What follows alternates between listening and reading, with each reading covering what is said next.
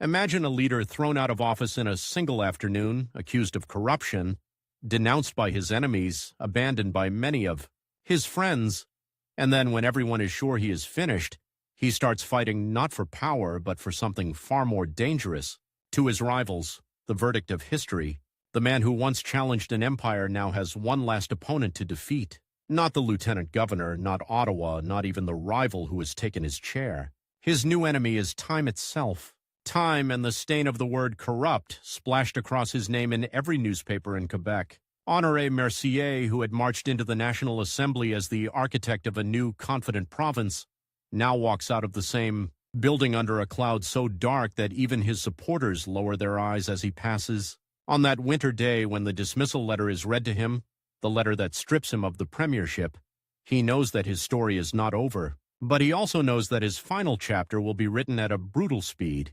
He is only in his early 50s, but he looks older. Power has aged him. Scandal will age him faster. Outside, the city moves on as if nothing extraordinary has happened. Streetcars grind over iron rails, shopkeepers shout in the markets, children chase each other through the snow. Yet in countless kitchens and taverns there is only one name on people's lips: Honoré Mercier. Some curse him as a traitor who betrayed their trust. Others whisper that he has been framed because he dared to stand up to Ottawa. His old rival, now triumphant, lets his supporters celebrate in private. They clink glasses and say the same sentence again and again: Mercier is finished. The conservative newspapers print cartoons of him with pockets bulging with railway money. One headline is especially cruel, calling him the fallen patriot. For a man who built his political identity on defending his people, there is no insult more cutting.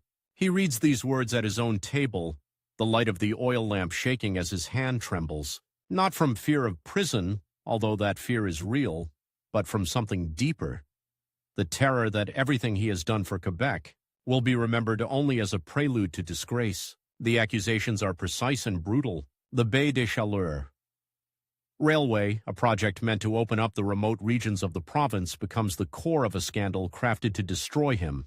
He is accused of taking public money intended for the railway and secretly using it to fund political campaigns, to reward allies, to build not a railway line but a machine of power. It is the perfect weapon for his enemies. It allows them to point at the very thing that made him popular, his aggressive, energetic use of the state to defend Quebec, and twist it into proof of personal greed.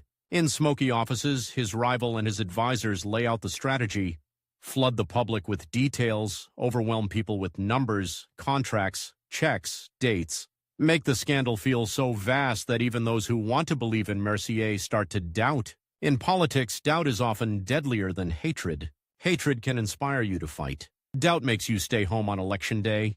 For Mercier, the courtroom becomes the new battlefield.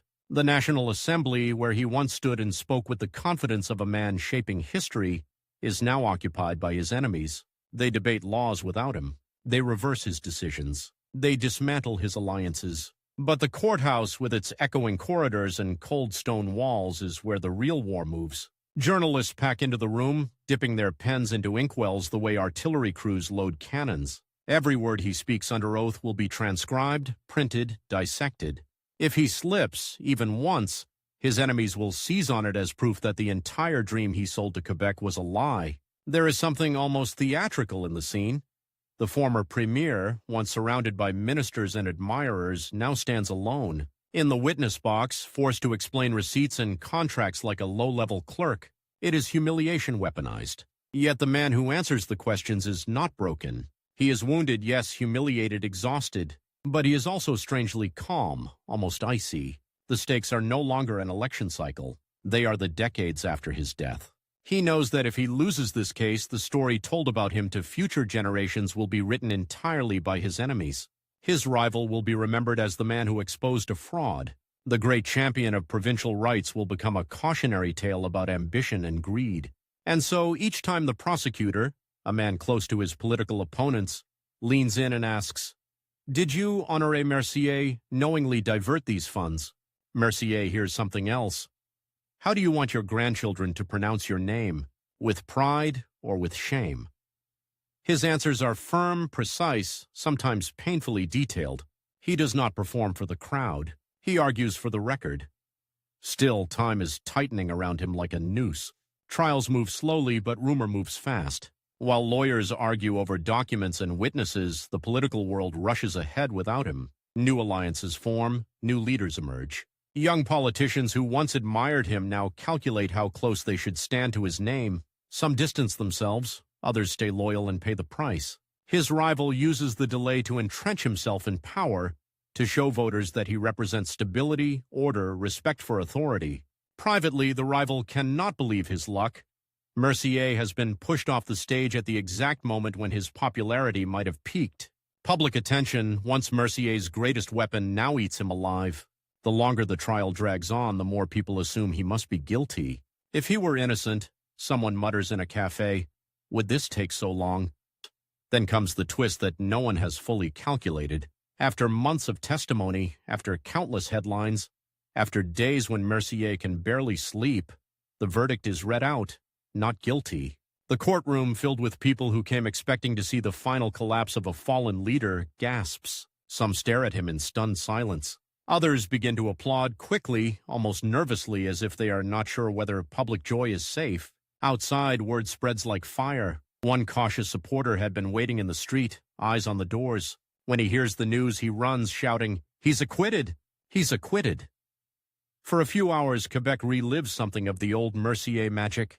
A man who was supposed to leave the courthouse in chains walks out as a free citizen, head high, the law on his side. His rival, hearing the news in his office, feels something that no election result ever made him feel: fear. The man he buried is climbing out of the grave they dug for him. But history never grants a complete reversal so easily. The acquittal is real, yet the damage is not undone. The stain remains. Many people who once admired him now shrug and say, the courts may have cleared him, but that unfinished sentence is the true victory of his enemies. They have planted doubt so deep that even the law cannot fully remove it. Financially, Mercier is ruined. Politically, he is weakened. His health, battered by years of relentless work and months of stress, starts to falter. Nights are harder. The exhaustion is no longer something he can push aside with a strong coffee or the thrill of a coming speech. He feels in his bones that his race against time has entered its final lap. The question is no longer, can he retake power? It is sharper, more urgent. Can he repair his name before his body fails him? What happens next is the second great twist of his final years, one that terrifies his rival more than any courtroom decision. In 1892, Honoré Mercier runs for office again, not as premier, not at the head of a grand national party, but as a candidate in a single-riding Bonaventure. It is a gamble that many consider foolish. Why expose yourself to another defeat? Some friends ask. You have been acquitted. Let that be your final word. But Mercier is not satisfied with legal vindication. He wants something more dangerous and more powerful: democratic vindication. He wants to look his fellow citizens in the eye and ask them to decide with their ballots whether they still trust him. In village halls and small-town squares, he speaks with a different tone now. The fire is still there, but it is crossed with something more intimate, almost confessional. He talks about Quebec, about rights, about autonomy, as he always has. But he also talks indirectly about shame, about betrayal, about the temptation to give up. People who come expecting a broken man find someone still burning with purpose, but more human than the untouchable premier they remember. The voters of Bonaventure deliver their answer. They send him back to the National Assembly. To his enemies, it is a nightmare. The man they expelled from office, put on trial, dragged through the mud, is sitting once again on one of those green benches, no longer at the head of the government, but present, visible, a living reproach. Every time he rises to speak, there is a moment of collective discomfort on the government benches. His rival, now occupying the seat of authority, must listen as the disgraced leader reminds the chamber that he was never found guilty of corruption. The symbolism is devastating. No matter what the newspapers said during the scandal, enough citizens were willing to send him back.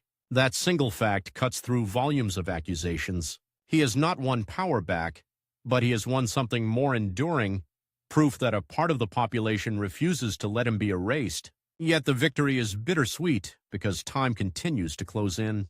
His health grows worse, the strain of returning.